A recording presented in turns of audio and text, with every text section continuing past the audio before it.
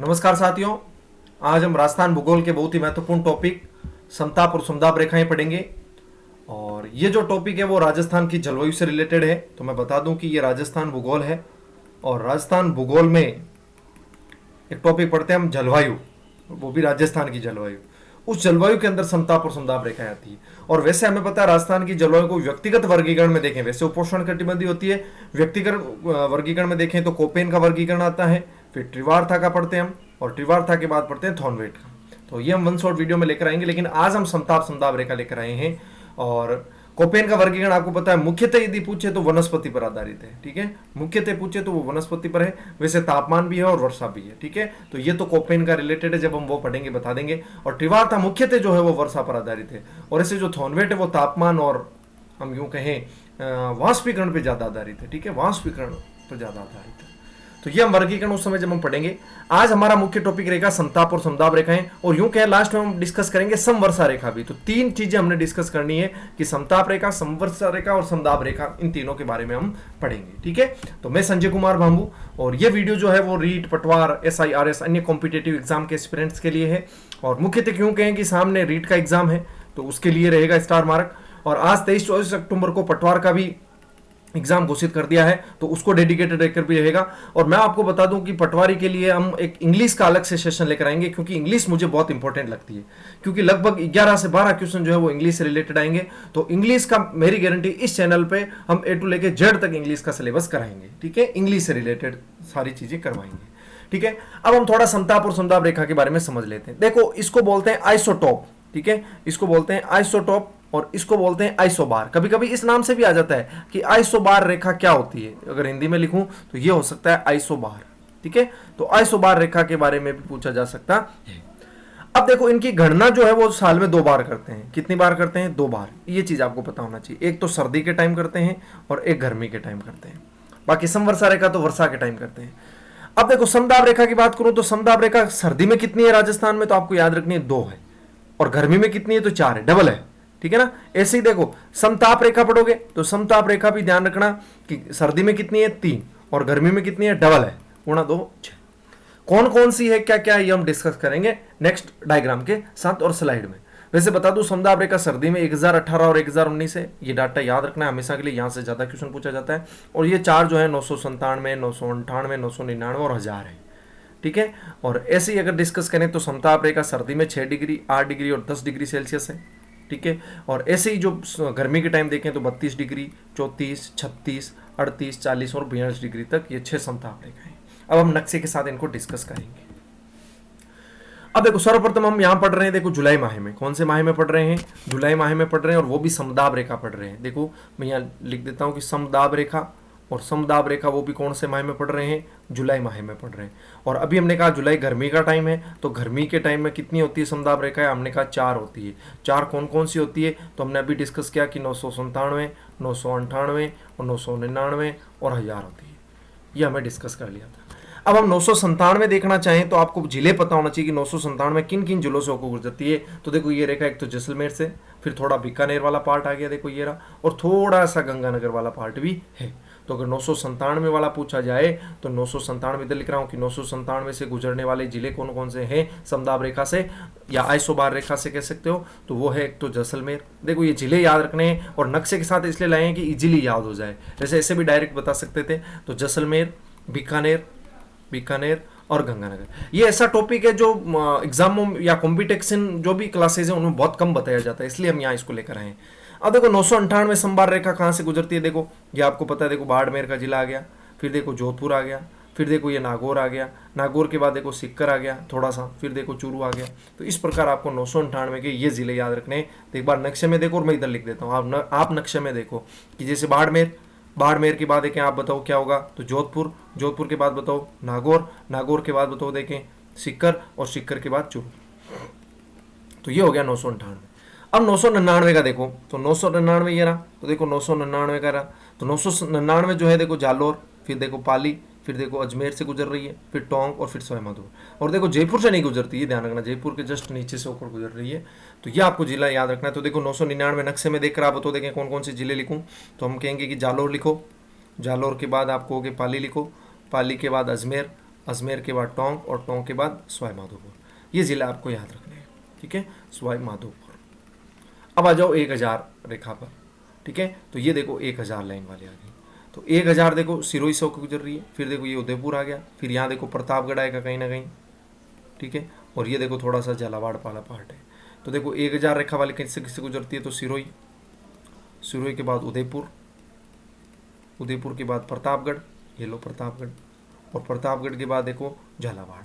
तो ये जिले आपको याद रखने हैं, मोस्ट इंपॉर्टेंट है। तो देखो 1000 वाले में सिरोही से स्टार्ट होगा, 999 जालोर से स्टार्ट होगा, 998 बाड़मेर से स्टार्ट होगा और 997 जैसलमेर से स्टार्ट होगा। बहुत इंपॉर्टेंट है, बहुत बार रिपीटली यहां से क्वेश्चन पूछे गए। 997 कहां से गुजरती है, 998, 999, 1000, ये चारों ही अपने आप में बहुत इंपॉर्टेंट क्वेश्चन है। और ध्यान रखना आजकल एग्जामों में यहां से क्वेश्चन ज्यादा पूछे जाते हैं। बाकी देखो एक नीचे डायग्राम मैंने धरातली पवनों की दिशा, देखो नीचे की तरफ ये देखो धरातली पवनों की दिशा का भी बना रखा है। तो देखो ये धरातली पवनों की दिशा है, इस क्षेत्र में देखो उत्तर पूर्व की तरफ चल रही है, इसमें भी देखो उत्तर पूर्व की ओर चल रही है, लेकिन इसमें देखो दक्षिण पश्चिम की ओर, इसमें भी दक्षिण पश्चिम की ओर, सॉरी दक्षिण पूर्व की ओर, और इसमें भी दक्षिण पूर्व की ओर, और ये देखो पूरी पूर्वी हवा चल रही है। तो ये थोड़ा हवाओं की दिशा भी एक बार देख लेना। तो ये जुलाई माह की थी। अब हम पढ़ेंगे जनवरी माह की। कौन से माह की पढ़ेंगे, जनवरी की। तो देखो जनवरी में समदाब रेखा कितनी गुजरती है, अभी हमने डिस्कस की थी कि जनवरी में जो समदाब रेखा है, जनवरी में जो समदाब रेखा वो 2 गुजरती है। कौन कौन सी, एक तो 1018 और एक 1019, ठीक है। तो 1018 और 1019 हो गए। कौन कौन से जिलों से गुजरती है, तो 1018 वाले देखो कौन कौन से जिले हैं। तो देखो ये रहा 1018, तो देखो बीकानेर से गुजर रही है, प्रॉपर तो बीकानेर ही है, तो बीकानेर से गुजर रही है। देखो इधर जोधपुर वाला पार्ट आ रहा है इसमें, फिर थोड़ा सा नागौर वाला पार्ट है, फिर थोड़ा सा ये चूरू वाला पार्ट है, और फिर थोड़ा सा गंगानगर वाला पार्ट है। तो यदि 1018 किन लाइनों से होकर गुजरती है, तो देखो आपको बताना है। सर्वप्रथम बीकानेर, बीकानेर के बाद देखो जोधपुर, ये लो जोधपुर, जोधपुर के बाद देखो नागौर, नागौर, नागौर के बाद देखो चूरू, और चूरू के बाद गंगानगर। ये जिले आपको याद रखने हैं, ठीक है, ये आपको याद रखने 1018 वाले।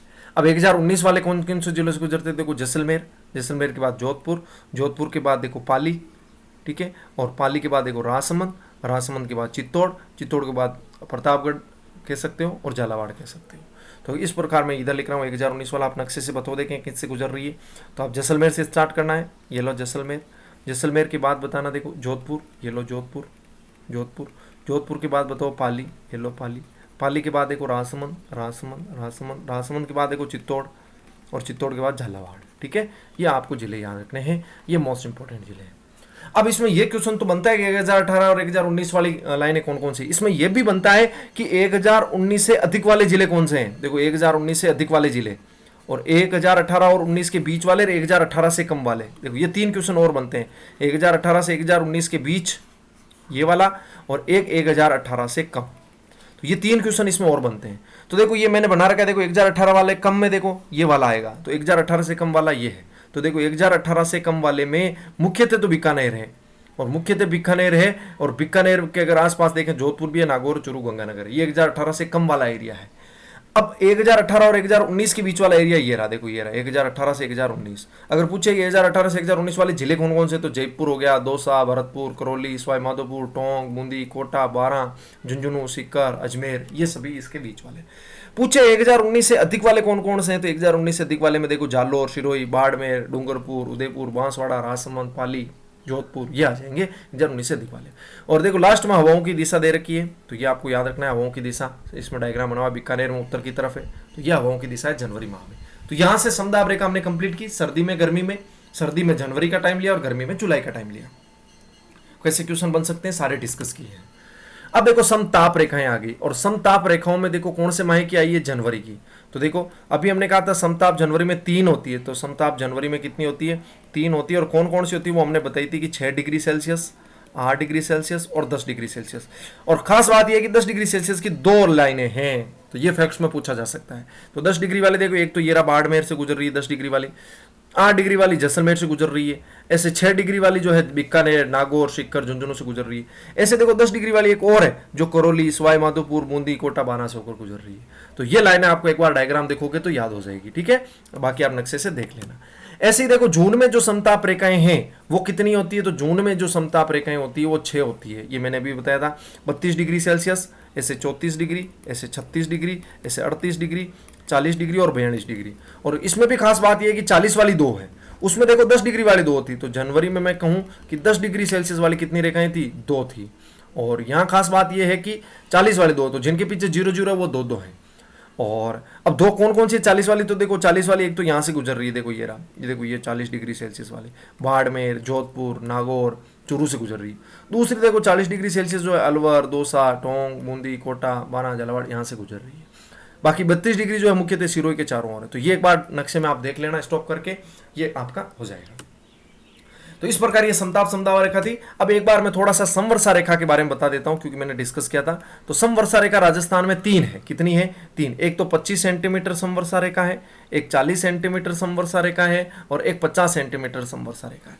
25 सेंटीमीटर क्या करते हैं, जब हम भौतिक विभाग पढ़ते हैं, भौतिक प्रदेश पढ़ते हैं, तो हमने कहा कि शुष्क को अर्ध शुष्क से अलग करने वाली जो समवर्षा रेखा है वो 25 सेंटीमीटर होती है। ऐसे जो 40 सेंटीमीटर वाले में होती है वो राजस्थान को 2 बराबर भागों में बांटती है। राजस्थान को 2 बराबर भाग, कितने भाग? 2 बराबर भागों में बांटती है।